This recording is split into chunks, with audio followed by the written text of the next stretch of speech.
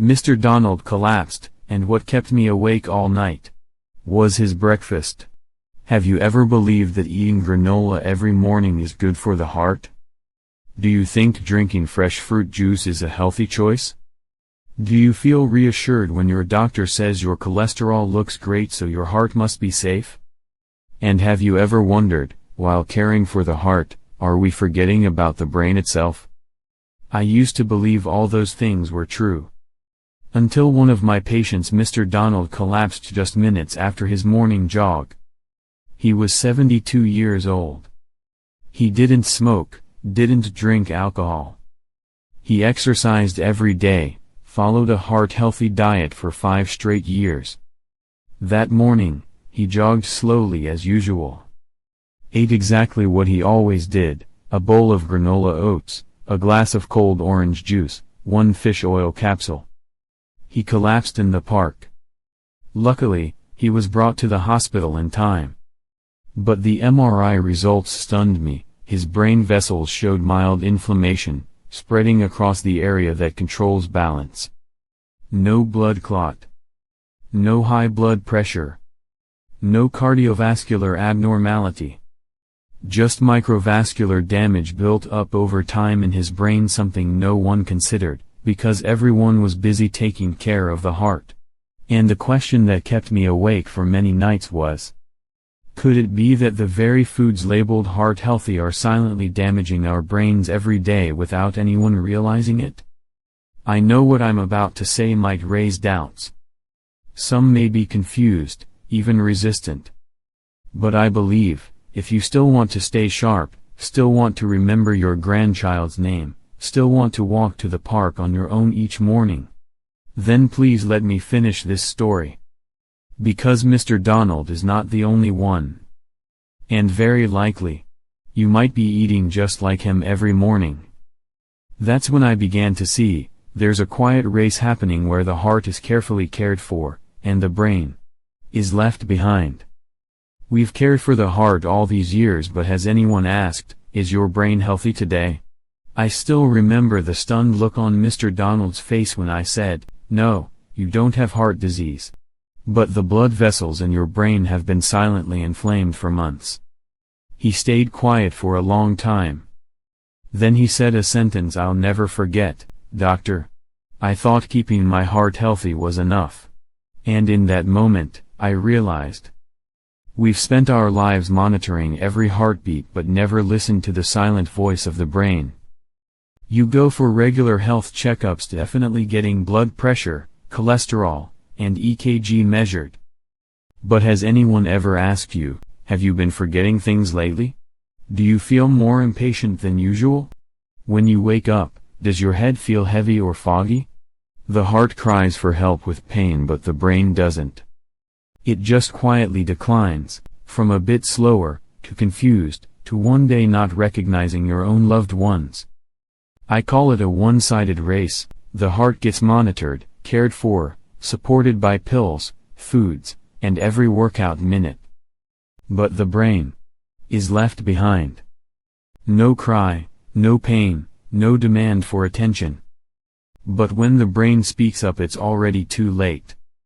And what breaks my heart even more is that many older patients truly believe they're healthy, because they walk every day, because their heart is good, because they follow a heart-healthy diet. But then one day they forget their grandchild's name.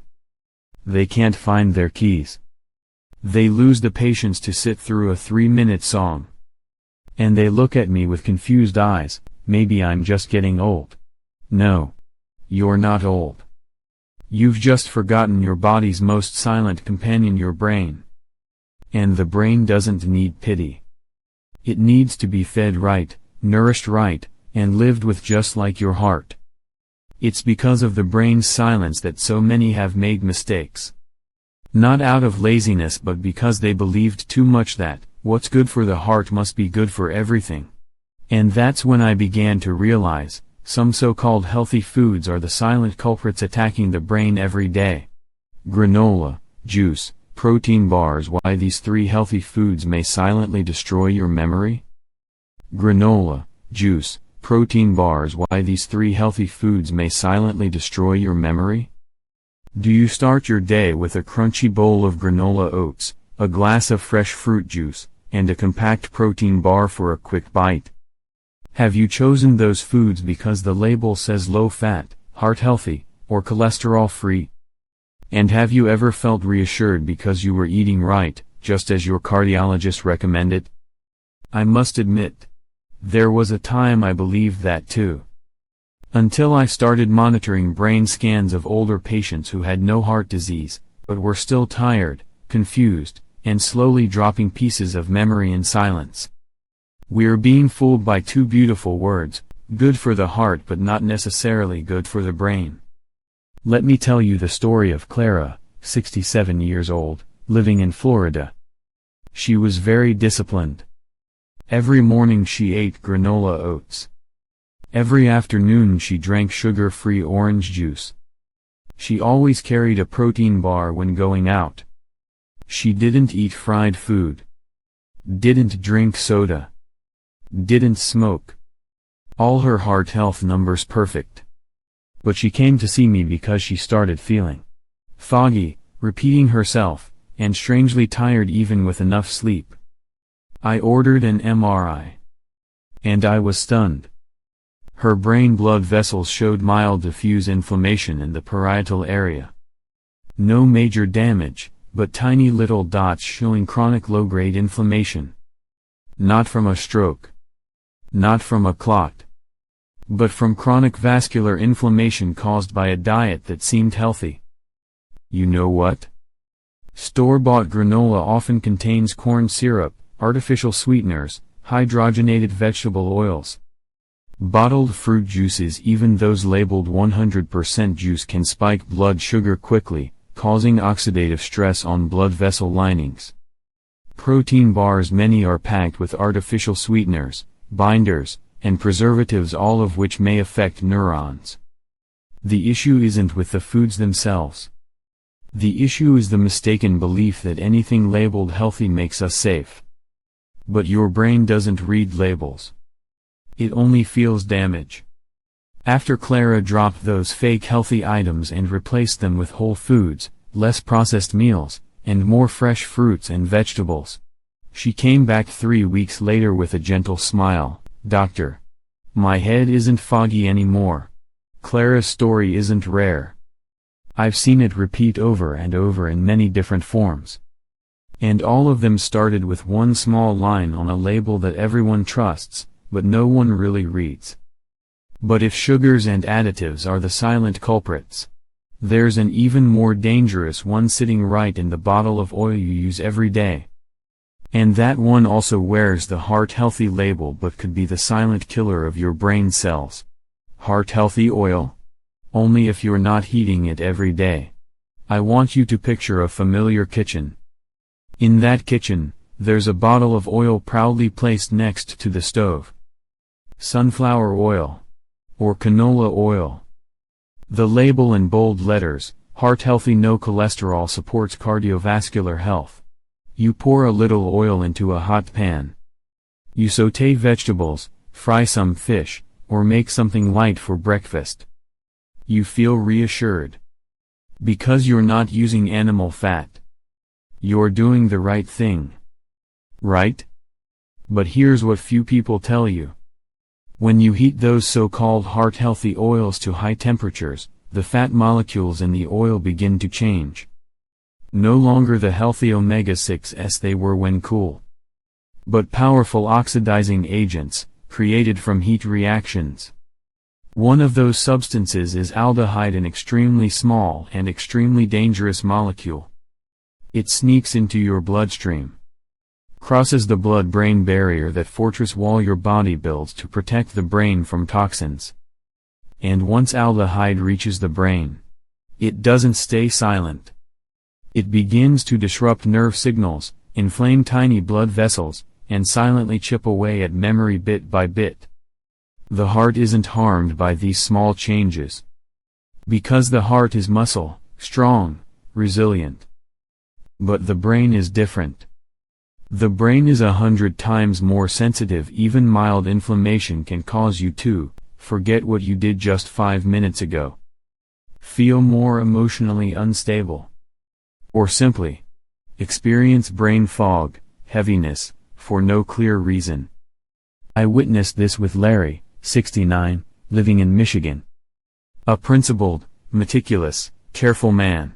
He tracked every meal, every drop of oil used daily like a small journal for his heart health. The oil he chose was sunflower oil, the widely advertised healthy kind. No deep frying. No processed food. No alcohol, no smoking. But he became forgetful, irritable. One morning, he said he stood in front of the fridge for 5 minutes and forgot what he was looking for. MRI showed mild damage in the hippocampus, the area storing short-term memory. No bleeding. No blockages. No cardiovascular disease. Just tiny scattered injuries, classic signs of chronic brain vessel inflammation. And the cause, as I explained, lay in how he was using cooking oil every day. Not because vegetable oil itself is bad, but because it wasn't made to handle heat. After switching to extra virgin olive oil, avocado oil, fish fat, and most importantly, reducing high heat oil use, Larry began to feel a clear difference within 3 weeks. No more morning confusion. He smiled more easily. And he said something I still remember: I never imagined that something good for my heart kept my head foggy like mist all year. We've trusted the words heart-friendly but forgot that the brain is where memory lives, where personality stays, and where our love for family resides. But even if you've now avoided the oils that easily degrade, there's still one silent danger left. It doesn't come from what you eat wrong, but from what you forget to eat every day, the essential nutrients that actually feed your brain cells. You eat scientifically but forget to give your brain what it needs to survive. Many older adults come to me, pride in their eyes: "Doctor, I eat very healthy. No fatty meat, no sugar, every morning I have vegetables, fruits, fish." And I believe them. They're truly trying. They choose fish instead of red meat. They eat fruit instead of pastries. They go vegetarian 3 days a week, avoiding oils and fats as much as possible. All of that is great for the heart. But when I ask, do you eat dark leafy greens every day? Do you add seeds, fatty fruits, or cold-pressed oils to lunch? Do you eat omega-3 rich foods at least twice a week? The answer is often, I don't think so. I've seen this kind of deficiency again and again. Quietly. As if people forget the brain is a living organ, and it too needs to be fed on its own. I want to tell you about Teresa, 65 years old, living in California. A gentle woman, lives alone, eats very moderately. She proudly said, "Doctor, I never eat white sugar. I cook at home. I eat salad every day." But recently she had trouble sleeping. Kept forgetting where she put her glasses. And sometimes mid-sentence, she couldn't remember what she was saying. Her MRI showed no significant damage. But micronutrient testing and nutrition evaluation showed deficient in omegas, deficient in vitamin E, deficient in polyphenols, the nutrients that nourish brain cells and fight inflammation in brain vessels.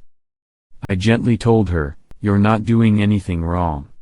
You're just missing the things your brain needs each day to not lose its way." We began a small journey. No pills needed. Just this: add salmon or sardines to lunch twice a week, sprinkle walnuts or flax seeds into breakfast, drink a warm glass of turmeric and black pepper tea in the afternoon, add dark greens like spinach and broccoli to dinner. After 4 weeks, she called me. Her voice soft as the morning breeze. "I'm no longer waking up in the middle of the night. And this morning I remembered my neighbor's name, something I hadn't done in months." You see, we don't eat too little, but we lack what matters most for the brain. We eat to feel full, to keep the heart beating steadily, but we forget each brain cell needs to be nurtured like a tiny living seed. And memory is not something we should sacrifice for the sake of a scientific diet. So if you're asking, where should I start? The answer is, start today with a simple 7-day eating plan that's easy to follow, but powerful enough to light your brain back up. I'll show you just that, right after this. 7 days to a sharper mind, a journey back to yourself. I'm not giving you a meal plan. I'm inviting you into a journey to revive your memory one step each day. Day 1, stop the silent damage. You'll never see recovery if from the very beginning, you keep harming your blood vessels every morning. This morning, instead of those healthy things like sweet granola or boxed juice, try slow-cooked oats, walnuts, and a few slices of banana. You'll notice, your body won't be awakened by sugar but by gentleness. On the first day, we don't add anything. We simply pause to listen to what our brain truly needs. Moving to day 2, but stopping isn't enough. We need a spark to flip the switch back on for memory. Day 2, awaken your sleeping memory center. Did you know your brain's memory center, the hippocampus, loves one thing: chlorophyll, the green from dark leafy vegetables. At lunch today, try adding kale, spinach, or broccoli to your meal. Don't overseason. Don't rush. Eat slowly and feel it. You're sending a message to your memory center: I still need you. On the second day, you're not eating to feel full. You're eating to remember who you are. Moving to day 3, and when memory begins to flicker, protect it like we protect a tiny flame in a cold night. Day 3, rewrap the thinning nerves. A 64-year-old man once told me, I no longer remember myself. I feel like I'm walking without skin on my feet. That's when the nerve's protective sheath myelin has weakened so much it can't hold signals anymore. This morning, add a bit of salmon, a drizzle of olive oil, a few slices of avocado. Not to boost brain power, but to wrap those bare memory wires again. On the third day, you're not treating a disease. You're rebuilding the fence around your most precious thing, memory. Moving to day 4, but memory can't survive if it's surrounded by the smoke of inflammation. Day 4, quiet the noise in your head. Ever felt like your head was foggy? Not because you think poorly, but because your brain is living in a silent wildfire, chronic inflammation. This morning, all you need is a warm cup of water with turmeric and black pepper. Nothing fancy. Nothing mystical. Just drink it in peace like an apology sent to your brain. On the 4th day, you're not adding anything. You're subtracting the noise so memory can breathe. Moving to day 5, and once it's quiet, give your brain real space to clean itself. Day 5, turn off the stove before your brain clogs. Did you know? Your brain can't cleanse itself if you keep eating late into the night. Tonight, stop eating earlier than usual. After 6 p.m., just have nut milk or a few apple slices if needed. Don't eat out of fear of hunger. Let hunger be a signal for inner cleaning. On the 5th day, you're not fasting. You're empowering your brain to clean so tomorrow morning feels light as air. Moving to day 6, now that the brain's been cleared, it's time to reconnect with something you've long forgotten. Day 6, remember who you are today. You don't need to do much. Just sit quietly for 5 minutes. And try to recall, what did you talk about yesterday? Do you remember the name of an old friend? A dish you once cooked? Write it down. Or tell someone. On the 6th day, you're not practicing memory. You're rediscovering yourself, the smallest, yet truest fragment of memory. Moving to day 7, and if you've remembered, don't keep it to yourself. Day 7, retell. To reinforce memory doesn't live alone. It needs to be retold. When you share, you're not just helping others understand you.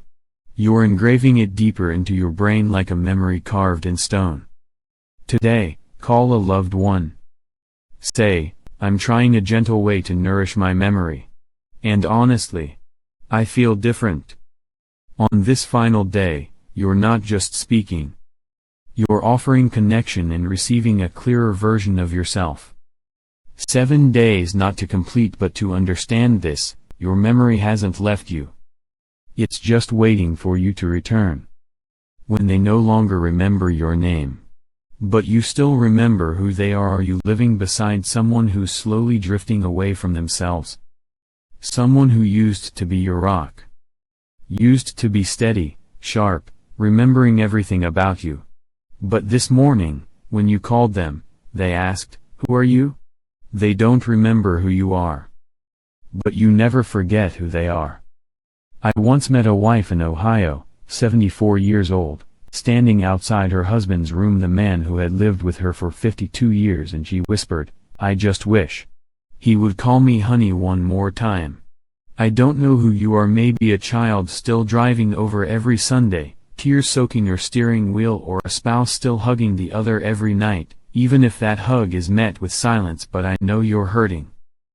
Not because you're being forgotten, but because you're still loving while they have forgotten how to love back.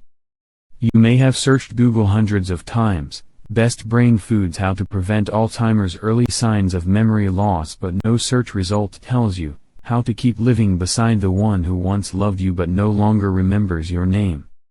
And that's what wears you down. You're not angry.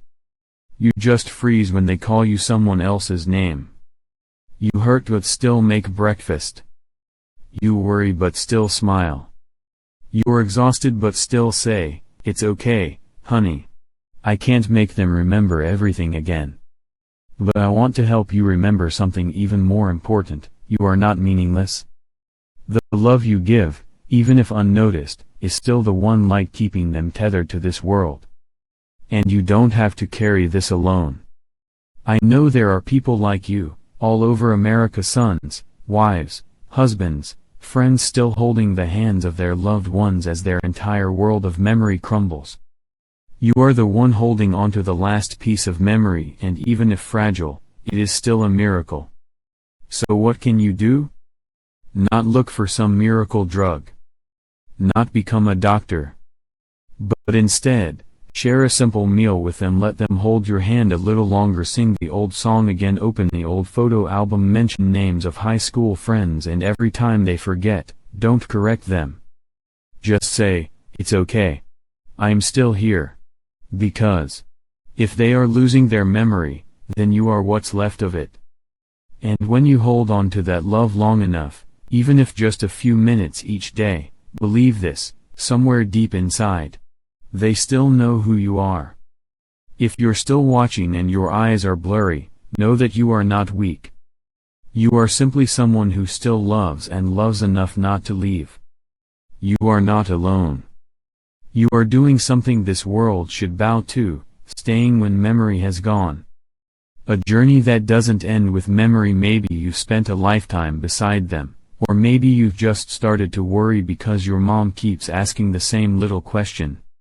Wherever you are on this journey, remember the most important thing: you are not alone. There are millions of people over 60 eating clean and healthy, taking great care of themselves, and still facing the slow fading of their memory. And there are also millions like you, quietly holding on to every piece of memory for someone they love. Thrive 60 Plus was created for people like you. A space where no one is judged. A space where every memory, every story, even the faded ones, still matters. And a space where we learn to nourish the brain again, through small actions, the right foods, and kind emotions. No pressure. No unreachable goals. If something in this video made your throat tighten, click like, so we know you're ready to walk this path with us. If you have a loved one who's starting to forget, please share this video. Because sometimes, just one timely reminder is enough to help them begin the journey of remembering who they are. If you've ever been through something like this, leave a comment. It doesn't have to be long. Just a name. A memory. A word left unsaid. Maybe someone will read it and see themselves in your story. And if you want to keep going on this journey, where each video is not just information, but a small step toward healing for the brain, and for the heart. Follow Thrive 60+. Because we still have many stories left to tell. Stories that might help you or someone you love live clearer, live stronger, and be remembered in the gentlest way.